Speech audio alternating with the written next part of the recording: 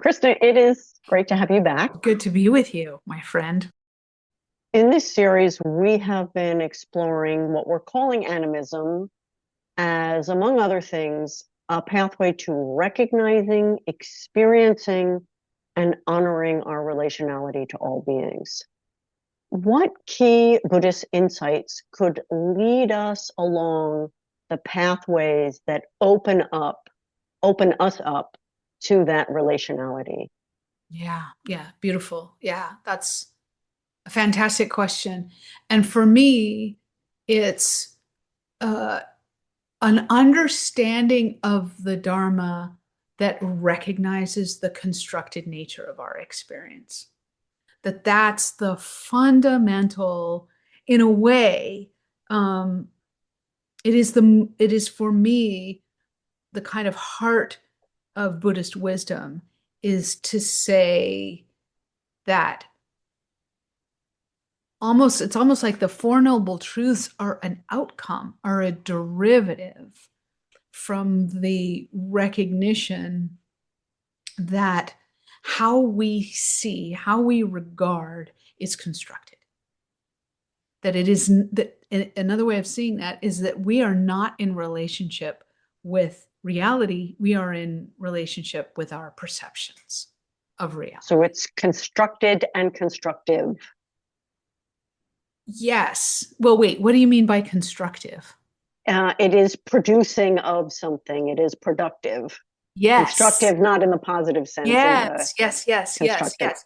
It is another way of saying it is that our experience is both conditioned and conditioning, right? Right. It sets up the conditions for the next move that we make. And the move that I think animist ways of looking make are really counter to let's contrast that to what we might call dominant ways of looking. Dominant ways of looking just has it right. It is dominating. It is predominant. And its mode is hierarchy.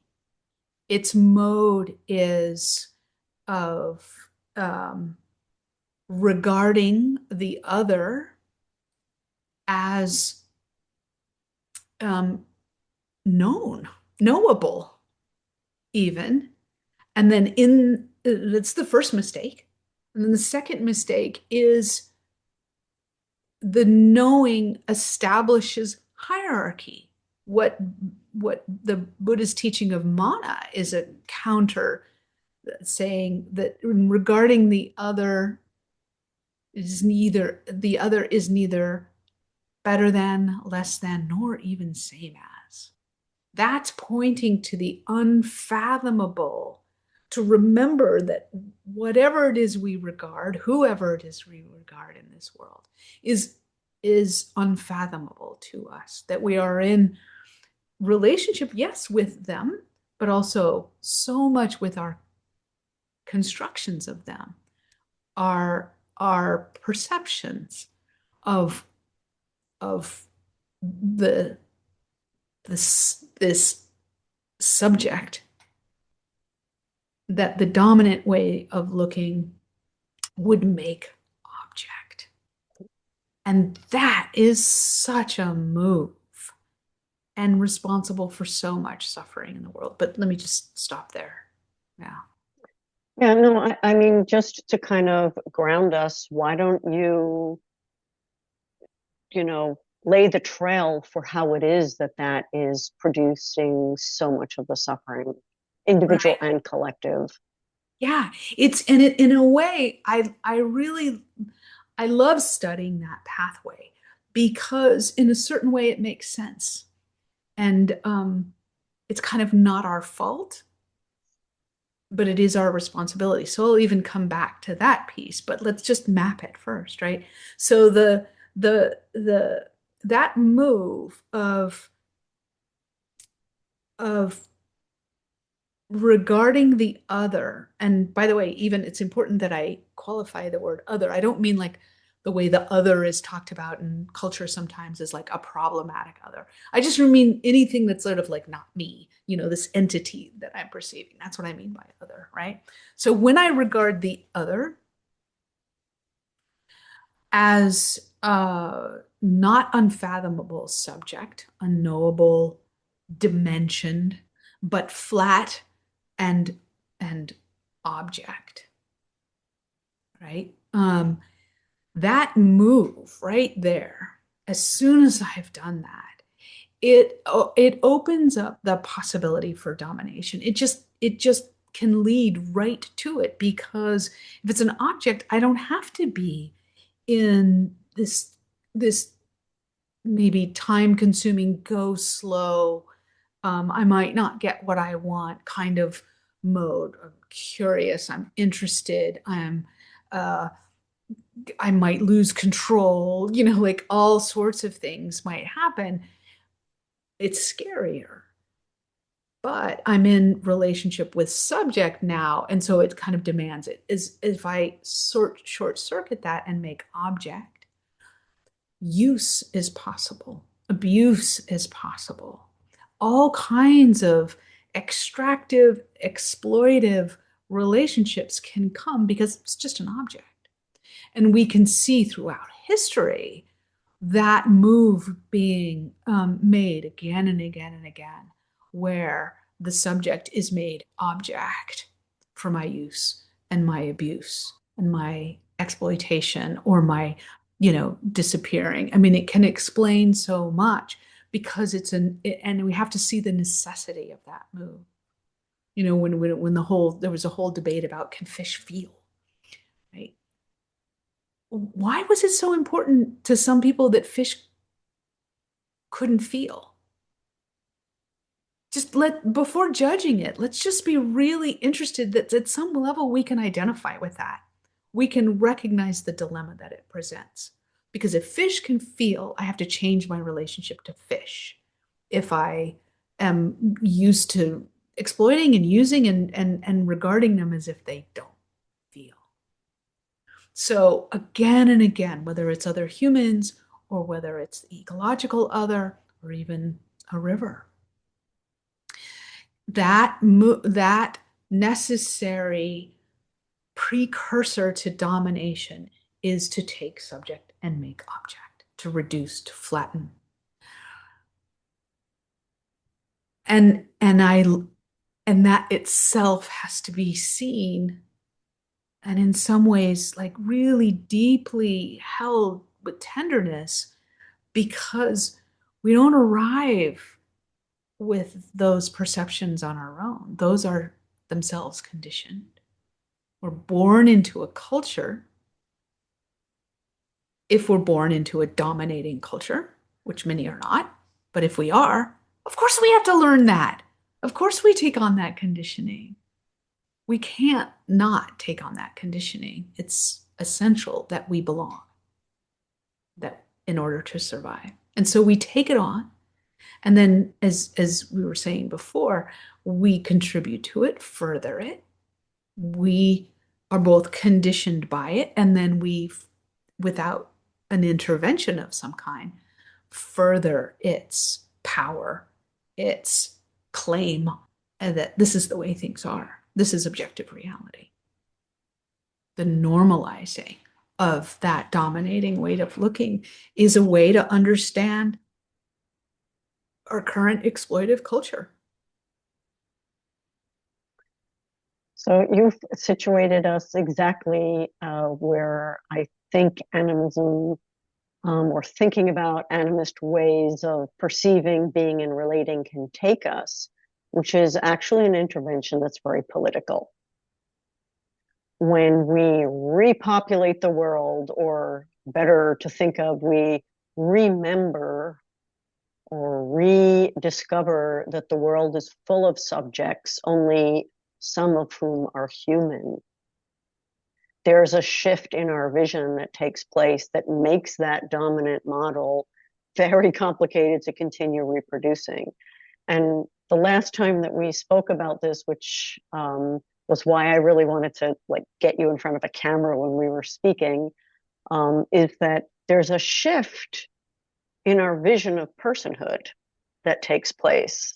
And I want to ask you, what happens to a spiritual practice? We'll talk about the politics in a moment, but what happens to a spiritual practice when we fully acknowledge the personhood, subjectivity, agency of all sorts of non-human beings? I would say the world comes alive and shimmers. That it is a what is for I'm a big fan of science, by the way. I love scientific discovery and that sort of curiosity and the wonder that comes out of scientific discovery. But science is, flawed, of course, a human endeavor. But so SETI, right, the search for extraterrestrial intelligence, wants to say, like, are we alone? Are we alone in the universe, us humans, being so smart as we are? Are we the only ones? And the answer is all around us. No, no, we are surrounded by intelligences that are not human, but so I think you and I have talked about the light eaters, right? Like I'm a big fan of this book. To me, it felt like actually quite a spiritual book, because it's this examination of plant intelligence, the ways that plants are thinking. It's not to say, the pendulum can swing to anthropomorphizing, right? Like we're supposed to be careful not to project our uh, stories and fantasies about what's going on with the ecological other. And like, that's not scientific. No, no, no, no. But the pendulum can swing too far to completely negate the personhood, the personality, if you will. And we have to recognize that is also a perception. To say that the plant has no intelligence is like, stay in your lane. Like, just because you can't measure it, you can't recognize it, you can't measure it, you don't know how to interact with it, doesn't mean it's not there, right? So I think the whole thing brings about great humility and also a sense of being accompanied. Like, I am surrounded by intelligence, especially when I walk into a place outside of the human constructed world. What sometimes gets called nature, right? Which is like, okay, that works, sort of. But take a walk through the forest and don't just like have the sense of like, oh, I'm kind of playing around right now. I mean, play, yeah, absolutely play, but know there's something very serious about, I am being perceived, I am being seen by not just by the things with eyes, the beings with eyes, but I am being sensed. And so it is to acknowledge that, to recognize that, is for the world to become so much richer and more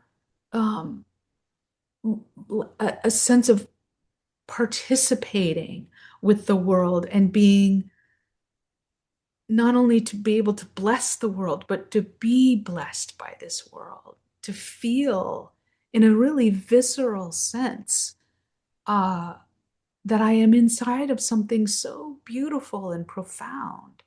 And I'm only barely able to touch it with my constructions, but to know that it's there and that it's very exciting to open up to the wisdom of the beings that we have, whose wisdom we have denied.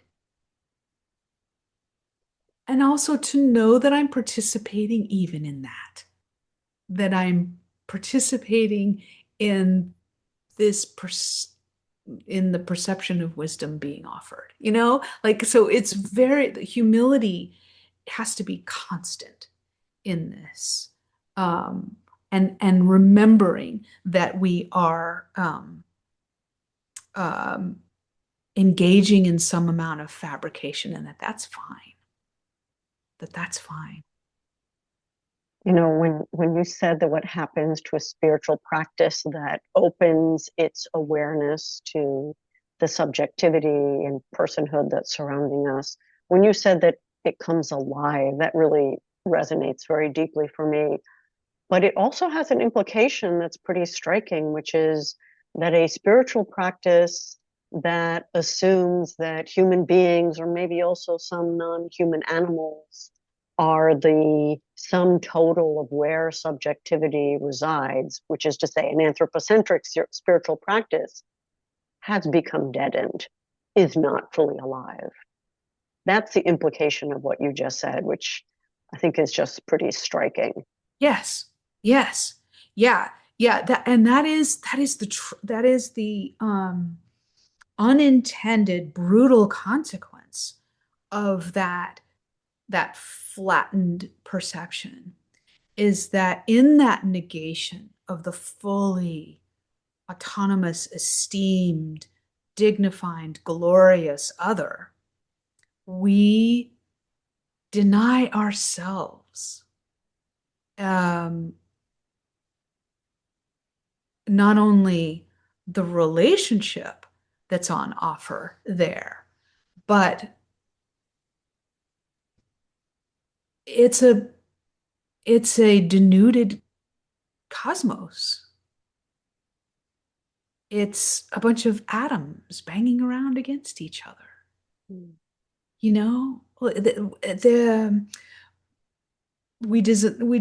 It sometimes gets called the sensing of the sacred. What is that? What do we mean by that? The sacred.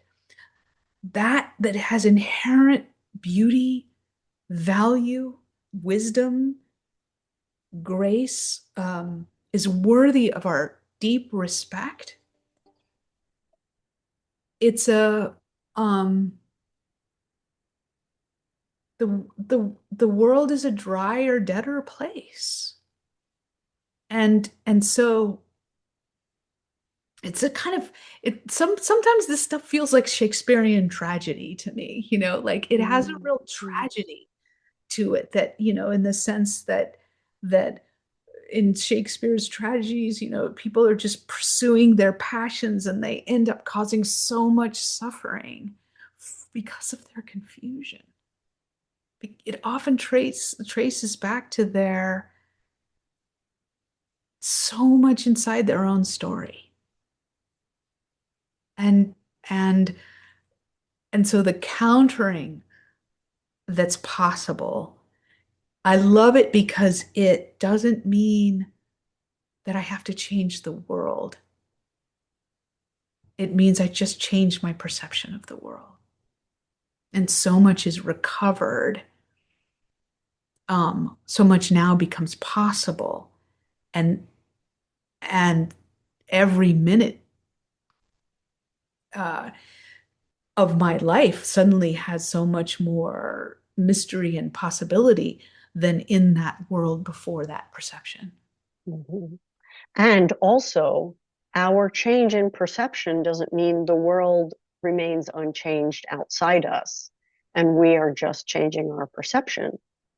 The way that we perceive determines or structures the way that we relate and the way that we act, and that changes the world. I mean, that is so underappreciated. I think what you just said is so underappreciated, that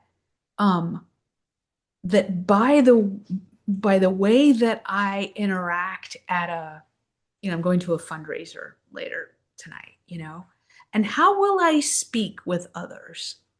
What will I normalize in those conversations? Right? What signals will I send about what reality is?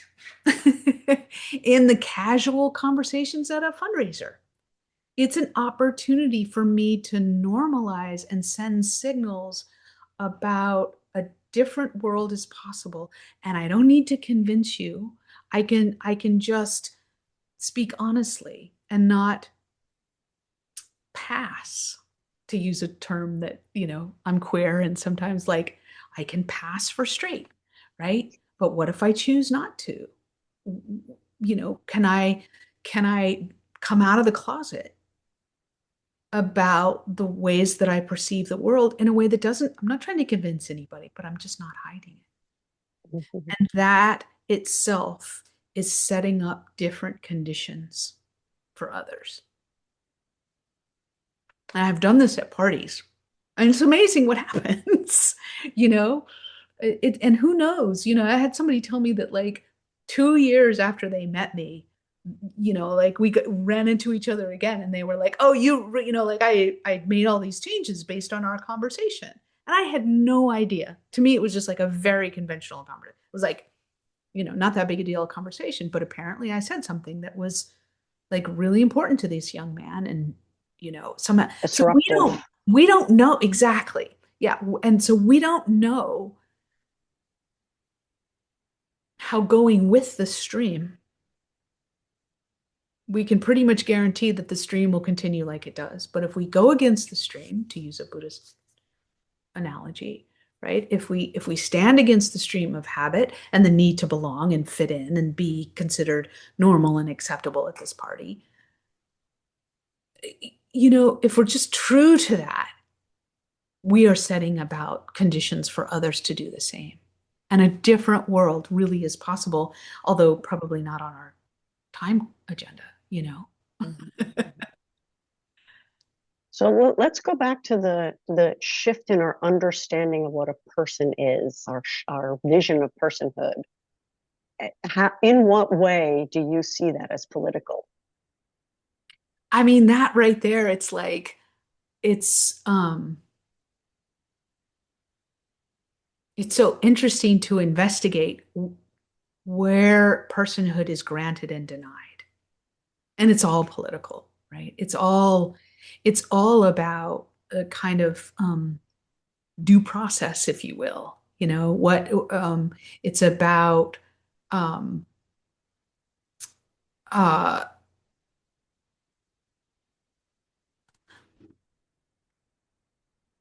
oh yeah, there's so much here. If I regard, let's take, the easy being. Let's do a meta kind of progression, right? Let's start out with the easy being. What ecological other would I want to grant personhood to, that maybe the culture would deny?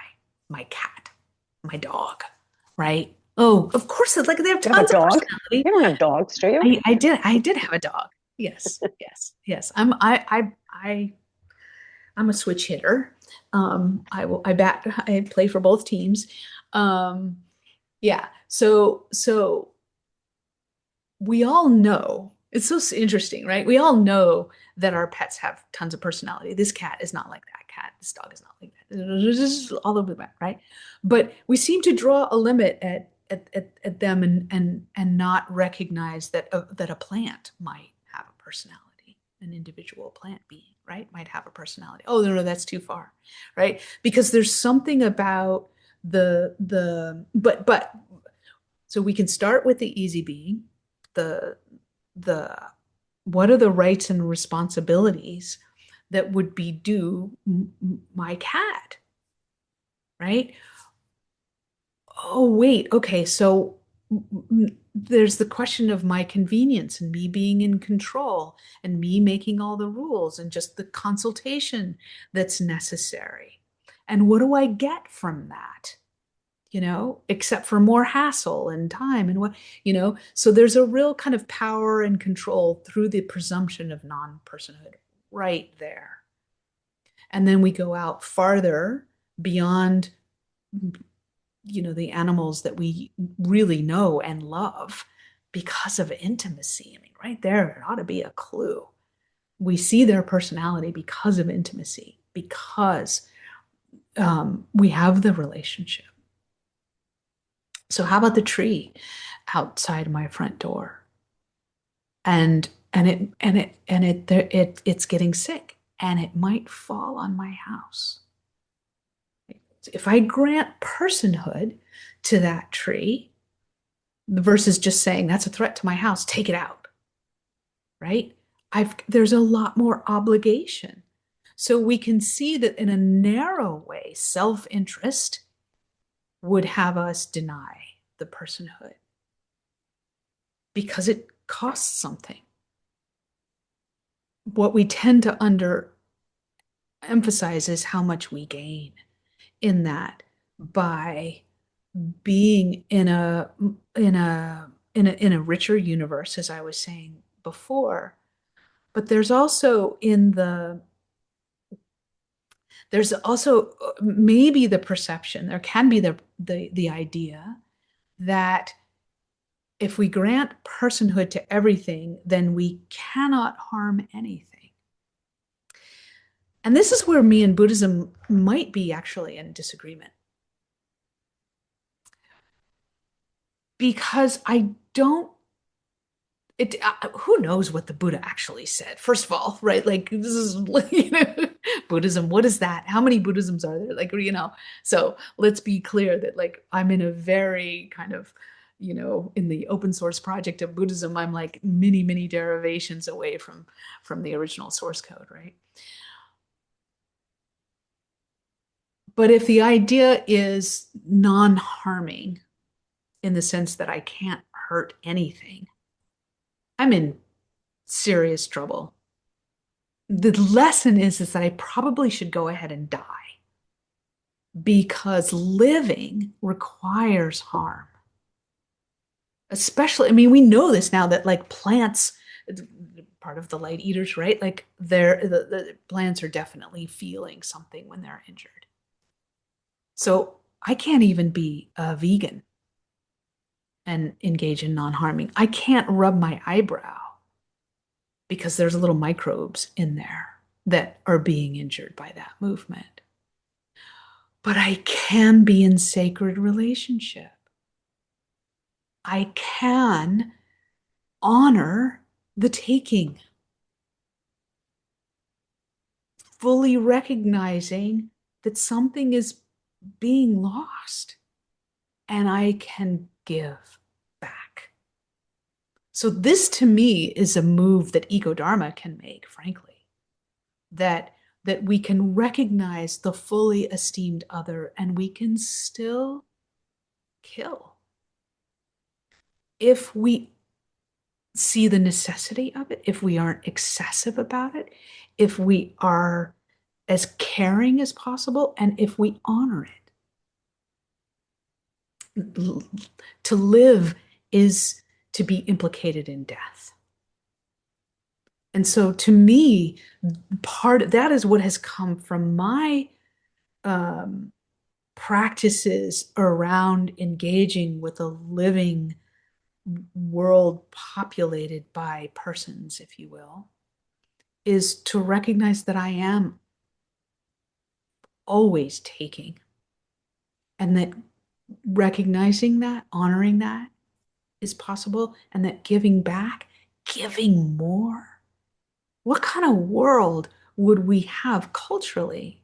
What kind of society would we be cultivating if we were in that sense of reciprocity? A current term in these spaces that we're talking about now is the need for reciprocity. I actually think that is more practical, more achievable, the stuff of way less judgment and so less suffering, is to revise that aspect of what I was trained in the Buddhism that I learned, was like, you should always be non-harming. You should always engage in the world in a way that leaves you blameless. I think that sets up a kind of puritanical, it feels like a puritanical setup that leads to judgment and self loathing more than anything. So many thoughts coming up. So what you're saying, is that viable as long as we have a meat industry? Yeah, so there you go. Like here we are right into the politics of the implications of this much richer sense of being in a yeah, what Thomas Berry called not a universe of object, but a communion of subjects. That's what we're inside of, right? So what does that mean about the meat industry? Yeah, there's a ton of implications for it. I think it takes us back to maybe necessity over preference. So um, maybe the unusual meat meal versus the 3 squares a day kind of approach. So there's a kind of moderation, and then there's a question of how these beings are treated. Are they happy? Do we try to, if we're going to be in a relationship with them that is one of saying like you will be our food, that's the context we're setting you up in. It requires that we think about their well-being, their whole lives, and that there is maybe even something ceremonial in the taking that isn't perfunctory, performative, but honest, heartfelt. Yeah, something. I mean, I don't. I think we if we started to ask those questions, we could come up with all kinds of much healthier for everyone. Again, this reduces us to be in relationship with livestock, so to speak, in the way that we are. I believe it reduces us deeply. So no matter how you find your way into an answer, living your way into those questions will always result in more ethics, more well-being, more wholesomeness. If you take as premise that these are fully autonomous, dignified, fully esteemed others. So we're starting to think about and describe elements of what a human society that recognizes that it shares agency with non-human beings would look like, a communion of subjects. And I'm intrigued around the question of communication and what are the modes of communication that are relevant between a human being and a species that doesn't have human body or verbal language. The way that the whole conditioning and constructing of the shared world that we have, it's built through communication, and the intersubjective world is built around language. Could we, and if so, how could we make worlds with non-human species? Mm, mm, mm.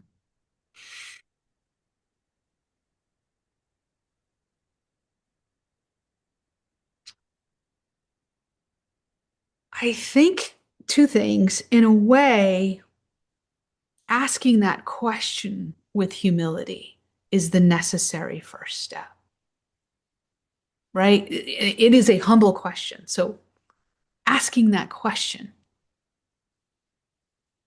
is okay, like we're already headed there. We're all by saying, I don't know how to do this. We're already um, making space for the other to help us answer that question, right? To reveal. And we're already kind of in a relationship that has words. I don't know how to communicate with you, my beautiful tree friend.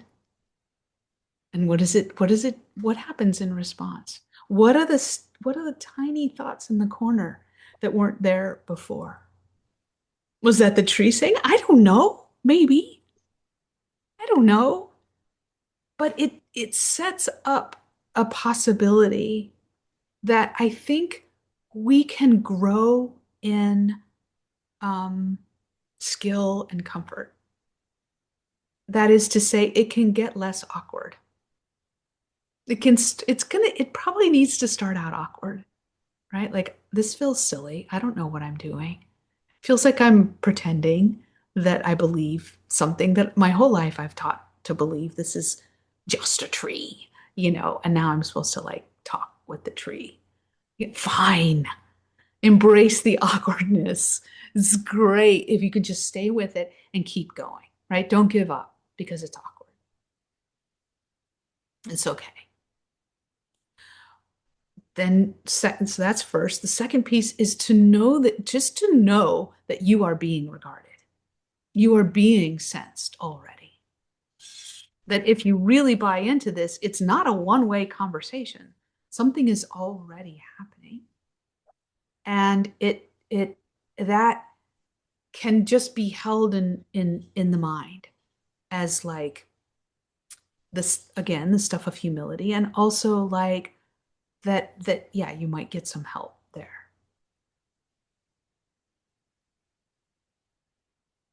Third, and this is something we really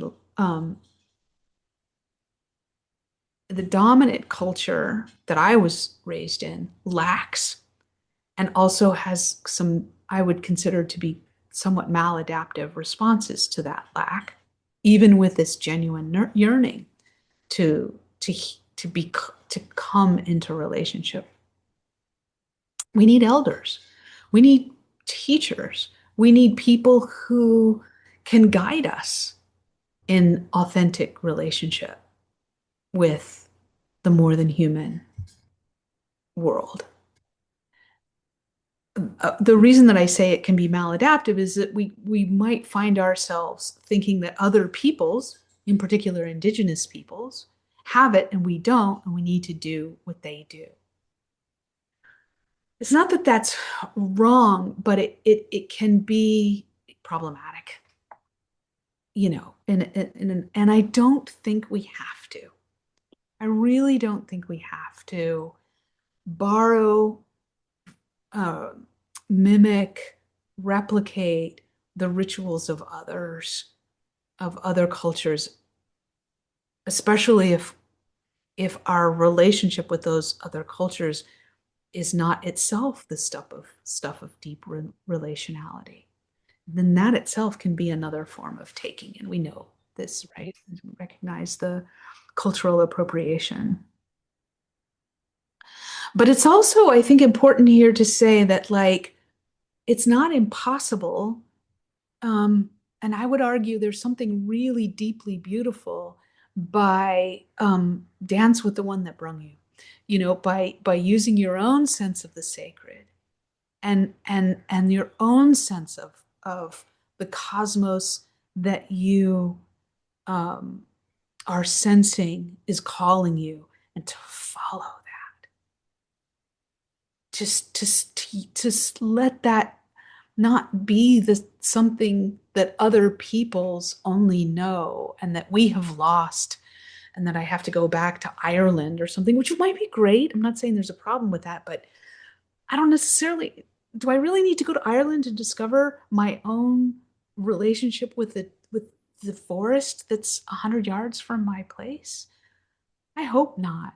That's really, I think that kind of falling into the same trap of just how far and exotic and foreign, if you will, this really is to us. I think there's something about slowing down being okay with the humility, letting the tender longing of our want to be in relationship be a strong teacher, and also inviting the other to be with us in it. So I had this, when I was first exploring these practices on my own, I really felt that longing, and I felt so awkward in trying to kind of come. And I learned from some teachers that I have in my life, that I could offer gifts, that I could that my very way of showing up could be a way to establish a relationship, that my curiosity. And so I started to sing, to offer song, to bring little pieces of food. I was told never to feed the wildlife. Well, has that gone too far? Like, bring little gifts, make art, um, tidy, things like that, right? That were really from my heart. It brought me into a relationship, and do I know exactly what's happening for this particular place where I do these rituals? I don't know, but I can certainly respect that something is happening there that I might not have direct access to, and might be signaling to me in ways that I can really trust. And then here's the other part that we learn from our Buddhist practice. What is onward leading, right? What is wholesome? What is conditioning of well-being? We can pay attention to that. So how am I rendered differently? How am I conjured as a being differently when I go through those practices? Who am I on the other side of that? How do I behave, right? So there's something about paying attention to the what does it condition, what does it lead to, that I think also can be really useful as a guidepost and the source of faith, trust, in the Buddhist sense of like, oh, I've noticed this is helpful before. Let me go farther with it. Let me see how far it goes, right? That sense of faith can really support us too in this. I really love this kind of key into the subject position that we are adopting when we're first understanding that we are surrounded and perceived by other subjects, and the key of humility. Because, most of us, by the time we get to this work, we've become skilled at different things in life, and we've gained different forms of knowledge. And this is a task in which we are acknowledging the dignity of sense faculties and modes of communication that we are not skilled at. And talking about, knowing an object as a way of controlling it, we are also entering into this space where we are confronted and want to respect the infinite unknowableness of the other subjects. So humility as a way to walk through this space seems to me really, really alive. Right. As, And as there's a as an instruction, as an as an instruction. original instruction. Yeah, as a kind of guidepost. And it's like, it's what I have found. I love that. And what I have found is that there's a kind of counterintuitive way that I can have both humility and confidence. That confidence rested not in my aptitude for knowing how to do this, my mastery, which is where, confidence, but confidence rooted in something deeper than that. Confidence rooted in um, the longing that I have learned to trust my longings. Confidence rooted in that sense of wonder and joy confidence rooted in the things that I have learned to trust that have led to more skill, familiarity, aptitude that is not arrogant, never arrogant, right?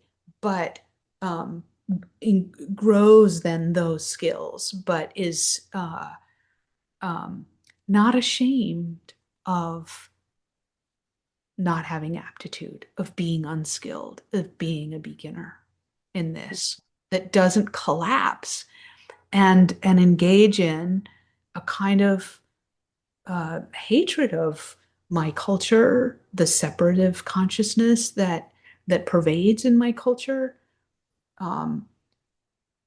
my race.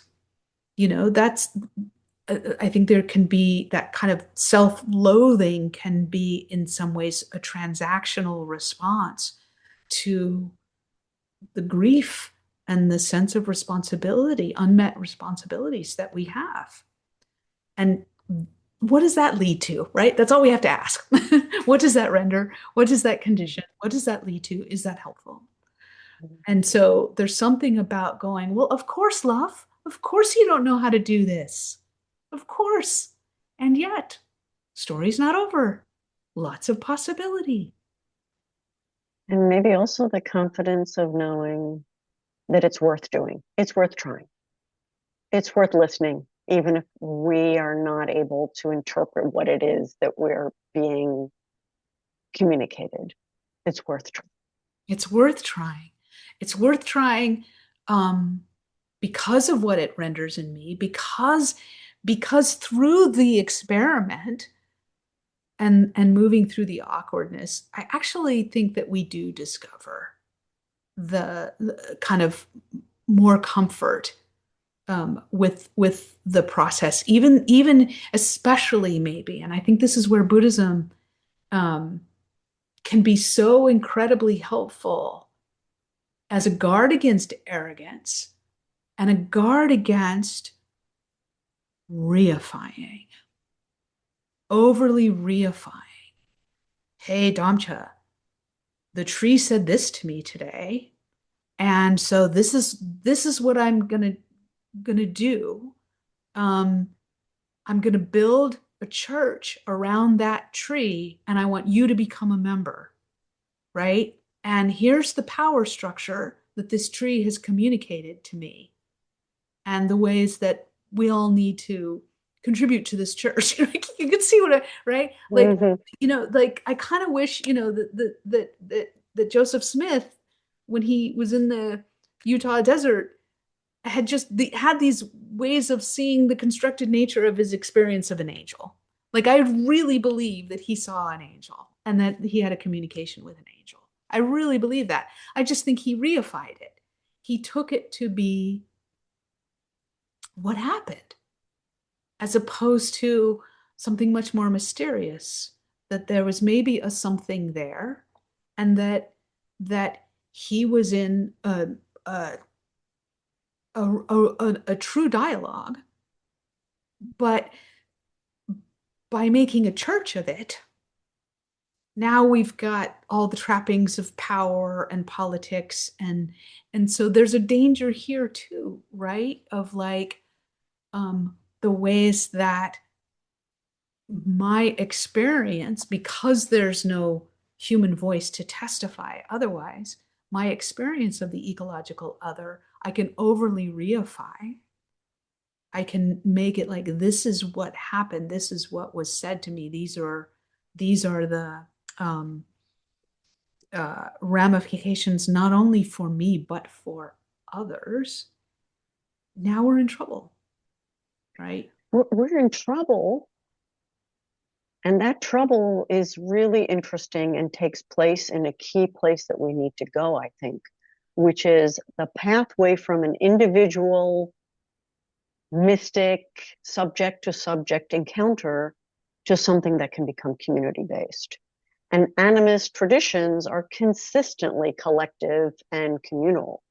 And I think particularly in the context of so many Buddhist communities outside Asia, where practice is very individual, we really want to think about ways to guard against, if we are going to explore a Buddhism that is more animist, we want to guard against the Buddhist animism also remaining just an individual practice.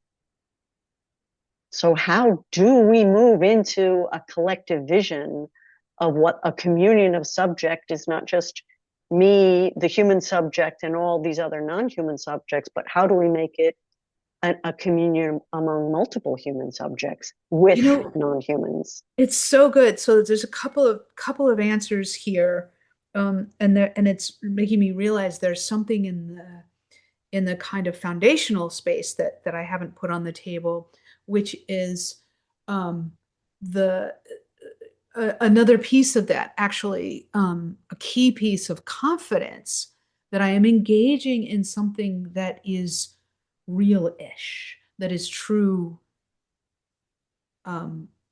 full, that is truthful, but it's not the truth, right? It's not real, but it's real-ish, it's truthful.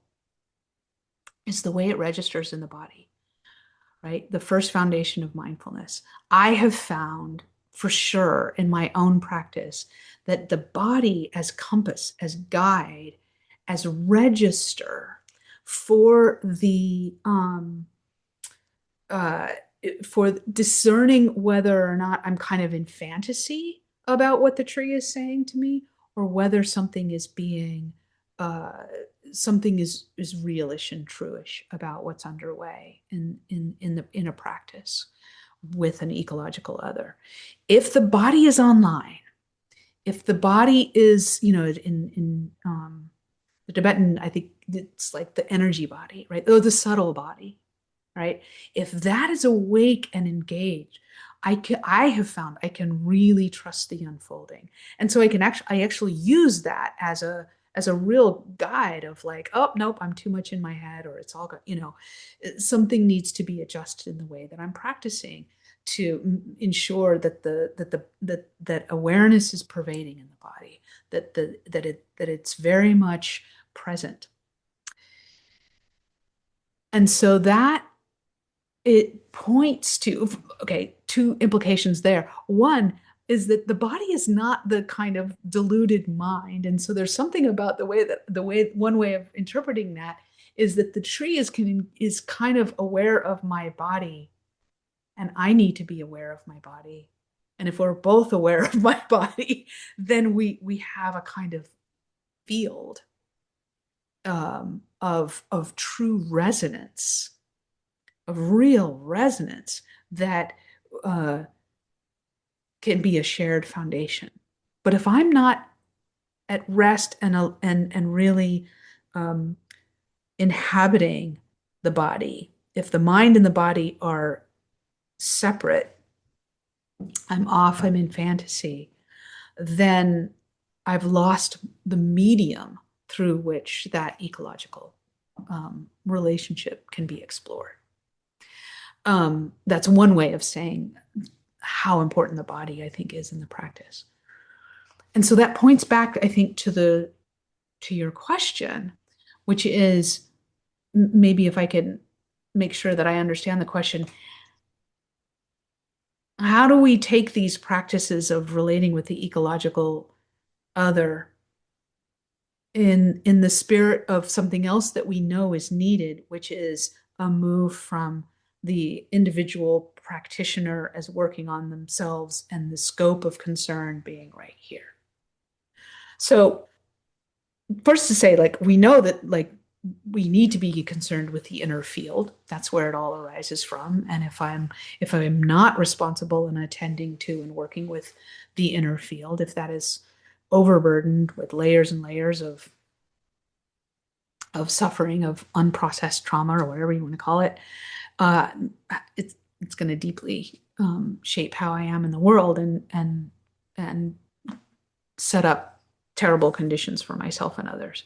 So to begin here, but not to end here, right? And that, I think, is the error of a lot of Buddhisms, is that this remains the scope of concern, that the practice is that it doesn't widen beyond that, and that it doesn't actually invite as potentially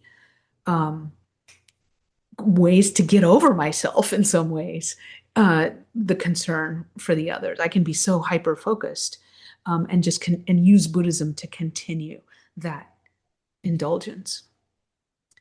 Or I can use it to open up, and that itself will actually heal the inner field. So they're not separate, obviously. Okay. So that retention of body as guide, as register, as compass can come in here, I think, in response to your question, which is, and the best in exploring this for myself, I have to quote my teacher when she said in response to this inquiry, when the individuals, it's trustworthy, we know we can go forward if individuals retain their verticality. Retain their verticality. Oh, I love that. Oh, right. So I retain my autonomy in the field of collective practice. I am not kind of cajoled into participation, but I have my dignity, my autonomy. I am one of those unfathomable others who needs to be respected, right? I have my connection to the earth. I have my rootedness. I have my connection to the gods and goddesses and my ancestors and whatever, I have my attention open and available to the cosmos. I have retained my my place in the space, and that is necessarily considered and respected by the field that I'm inside of. Okay, so then we can trust, right? Then we can trust what unfolds, and we can invite the communications of the ecological and bring those in and ritualize them. If the individuals who are participating really are participating as opposed to being controlled in some way or another, being dominated. So it's the same recipe in a way that we can bring to ourselves and each other in such a setting, and to do it with friends, and to do it not alone. To do it with friends. To do it together with friends. Yeah, absolutely. Yeah. Thank you, dear one. Thank you.